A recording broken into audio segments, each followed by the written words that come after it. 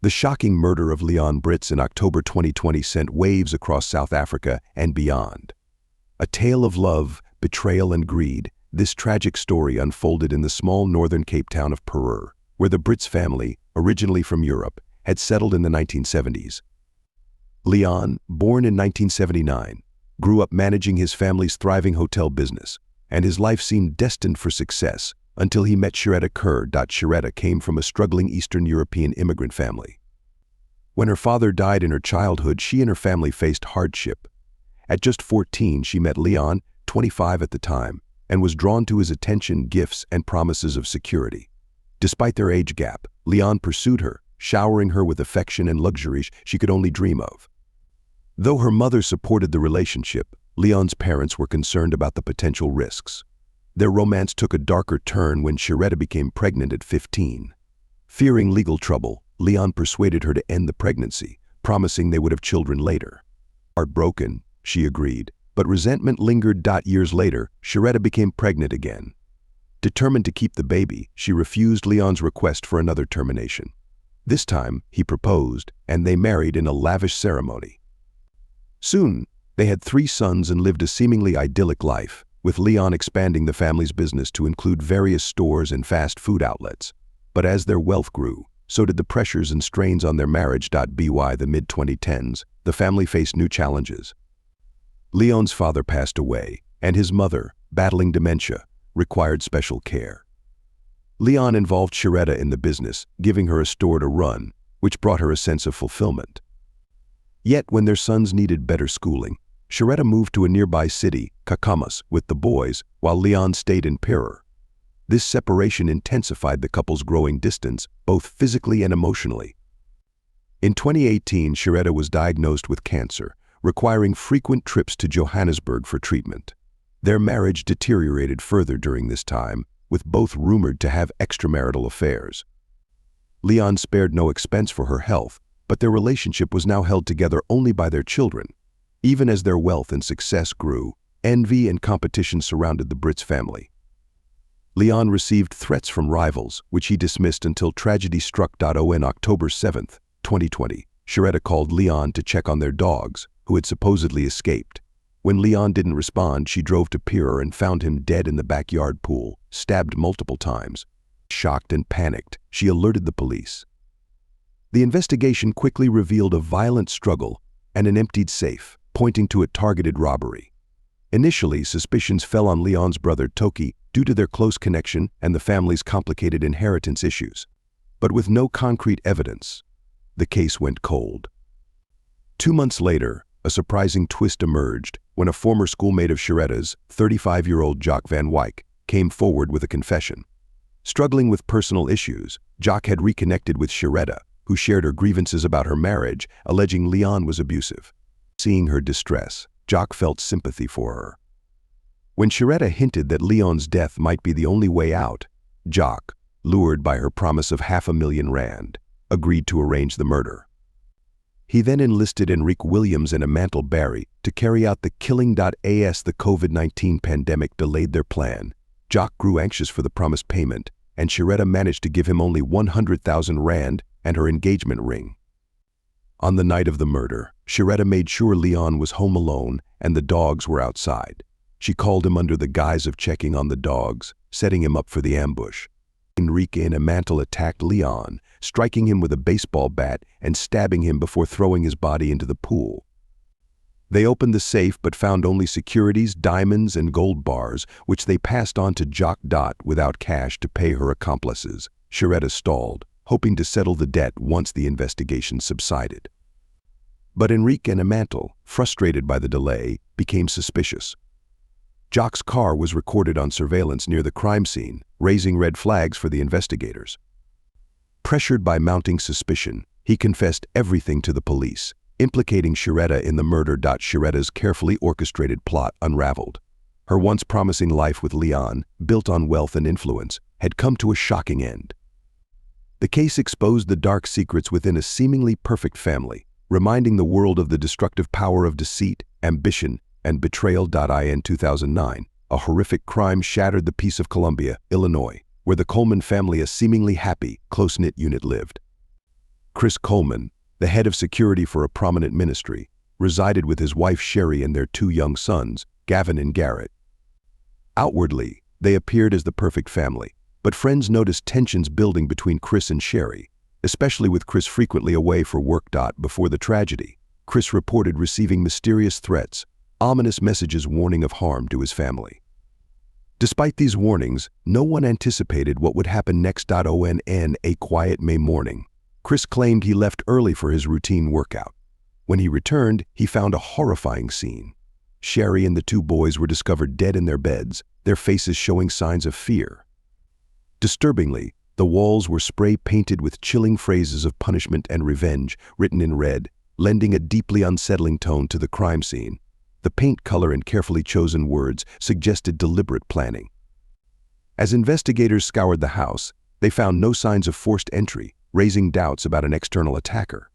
Emails from an alleged stalker had previously been sent to Chris, echoing some of the phrases found on the walls, further connecting Chris to the crime. Chris's behavior at the scene also aroused suspicion. Witnesses described him as unusually distant and emotionless. Detectives dug deeper, finding inconsistencies between Chris's story and the evidence, which increasingly pointed back to him rather than an outsider. This twisted case left the small town in shock, as the perfect image of a family collapsed under the weight of a gruesome truth, forever changing the lives of everyone who knew them. Doug Benfield, a disciplined Navy veteran turned technology consultant, was a man defined by loyalty, integrity, and resilience. He had endured the tragic loss of his first wife, Renee, to a heart condition, and afterward focused on providing a stable, nurturing environment for his young daughter. His friends and family saw him as a caring, dedicated father, and he held a strong reputation in his rural hometown as a quiet yet dependable figure of strength. However, Doug's seemingly steady life took a surprising turn with his whirlwind romance and marriage to Ashley Benfield, a striking ballerina half his age. This union would soon expose layers of complexity that no one could have foreseen. Doug's new life in Lakewood Ranch, a picturesque suburban paradise, seemed idyllic. Wide streets lined with palm trees, manicured lawns, and friendly neighbors characterized the neighborhood. On the surface, it appeared to be the perfect setting for Doug's fresh start.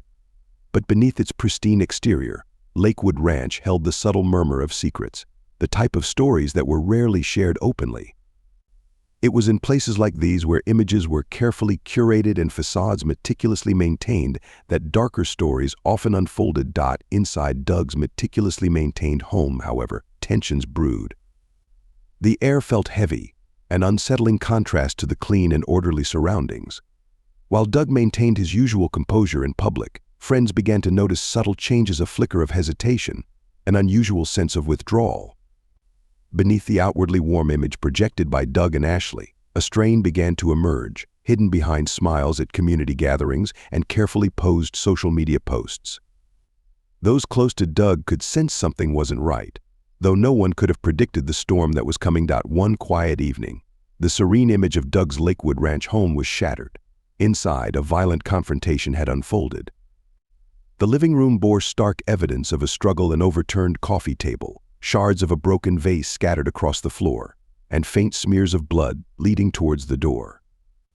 The silence was punctuated only by the distant hum of Florida's nighttime wildlife, a grim contrast to the chaos inside.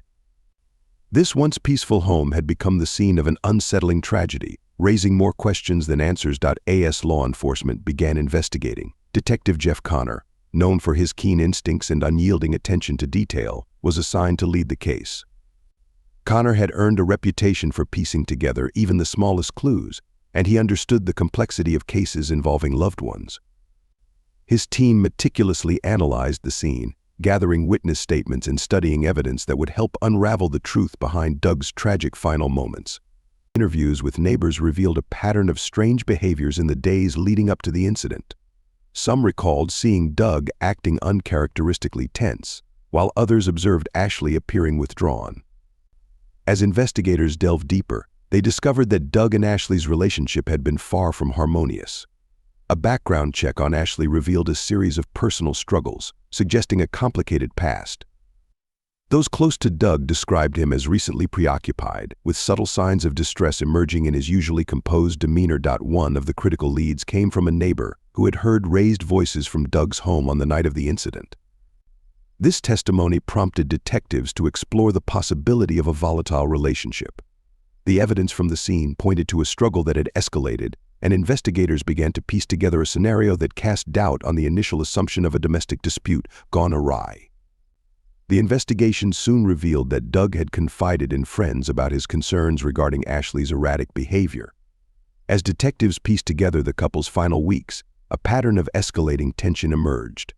Financial stressors, personal insecurities, and the age gap between Doug and Ashley appeared to have driven a wedge into their marriage. Detectives considered all possibilities, maintaining an open mind as they worked to untangle the complex web of emotions, betrayals, and hidden conflicts that led to Doug's tragic end. Ultimately, forensic evidence and witness testimonies helped establish a clearer picture of the events. As the case neared its conclusion, the prosecution laid out the heartbreaking details in court, painting a vivid picture of a once strong man caught in an entangled web of love, suspicion, and tragedy. The courtroom was filled with a somber silence, punctuated only by the quiet sobs of Doug's friends and family. For the community of Lakewood Ranch, the tragedy was a grim reminder of the unseen struggles that often lie beneath the surface. In the aftermath, community leaders held vigils, emphasizing the need for vigilance and support for individuals facing hidden personal battles. Doug's case left a lasting impact on the town, sparking conversations about mental health, relationship dynamics, and the importance of empathy.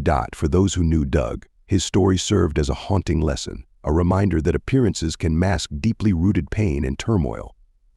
The aftermath of his life marked a solemn chapter in Lakewood Ranch's history, casting a shadow over a community left to grapple with the mystery and heartbreak surrounding Doug's tragic end. Doug Benfield was a Navy veteran and technology consultant, known for his resilience and loyalty.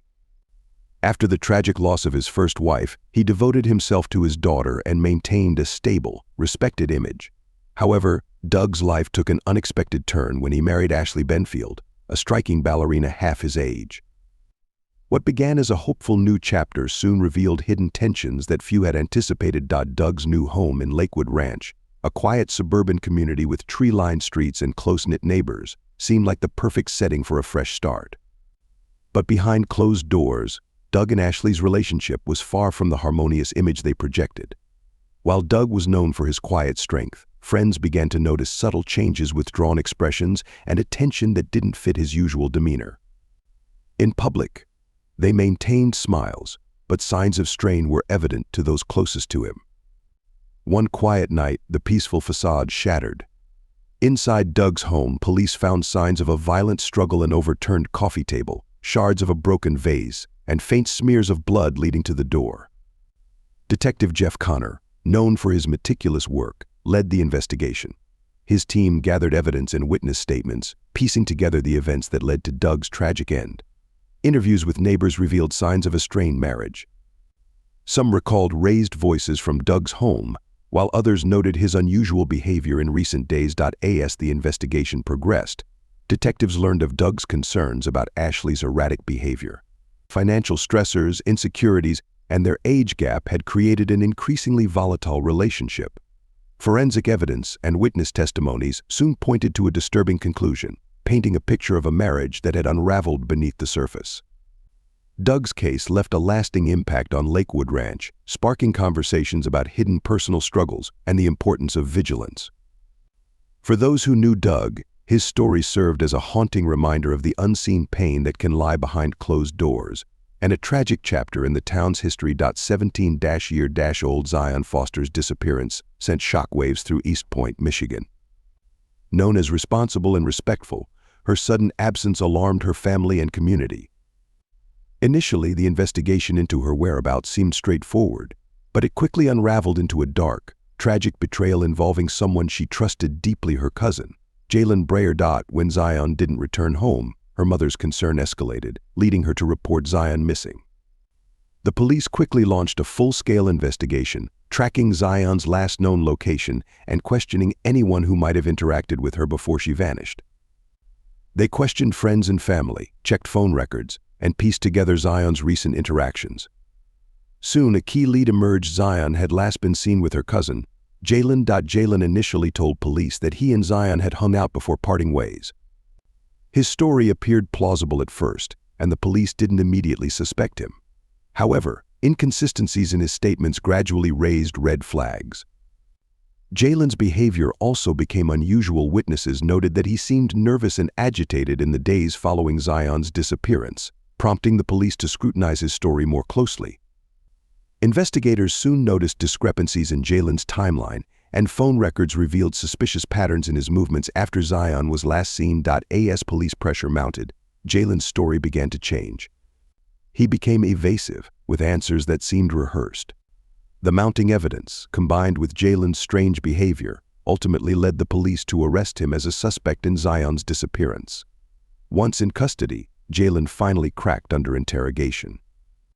He confessed that Zion had died that night, claiming it was an accident, though the details he provided were vague and suspicious. Instead of calling for help, Jalen admitted to panicking, ultimately deciding to hide Zion's body. He revealed that he had disposed of her body in a dumpster in Detroit, sending waves of grief through her family. The police immediately organized a massive search, combing through landfills and disposal sites in a desperate attempt to recover Zion's remains. The search was grueling and heartbreaking for her family, as they faced the harrowing possibility that Zion's body might never be found. Despite exhaustive efforts, no trace of Zion was recovered, leaving her family without closure.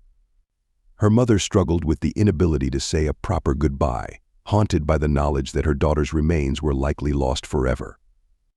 As the case moved to court, Jalen faced charges for his role in Zion's disappearance and death. The prosecution argued that Jalen's actions after Zion's death showed a complete disregard for human life, emphasizing his attempts to cover up what happened. Jalen's defense, however, claimed he had simply made a terrible mistake in a moment of panic, portraying him as a young man overwhelmed by fear.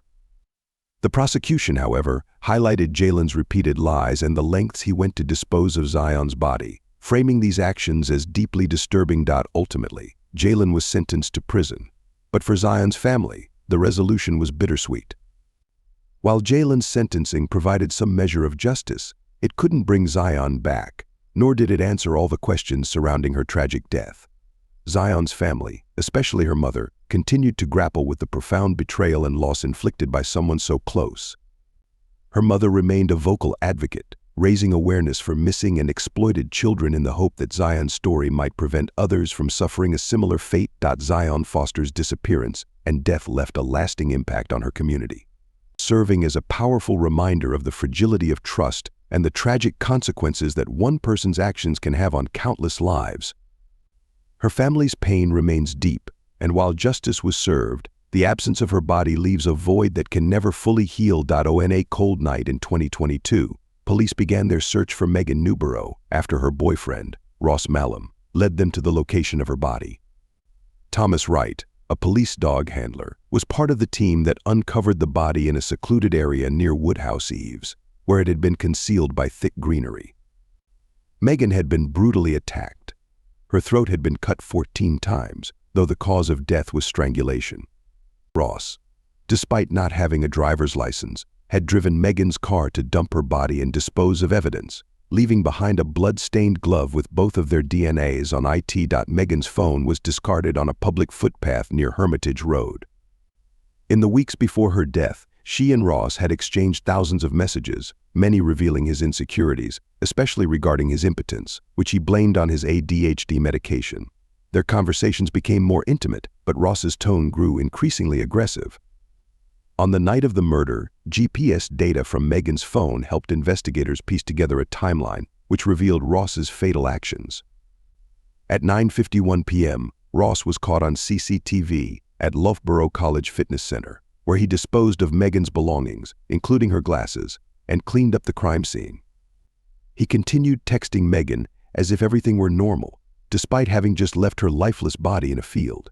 His actions were chilling, as he carried on with his day while trying to cover up the crime. Ross later admitted to killing Megan, claiming it was manslaughter, but prosecutors argued he had acted out of rage after being unable to perform sexually. Ross's defense painted a different picture, claiming his behavior was influenced by traumatic childhood abuse, including an alleged incident with convicted killer Stephen Bedman.